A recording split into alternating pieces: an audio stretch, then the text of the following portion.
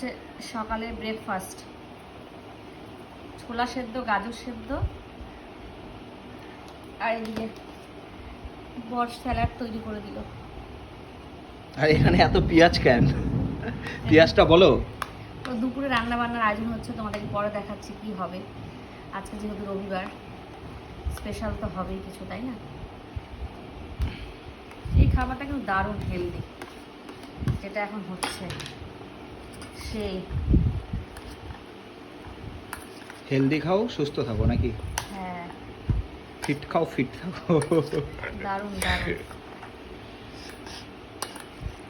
দেখতে সুন্দর লাগে, আমার খেতে তার মানে কত ভালো হবে।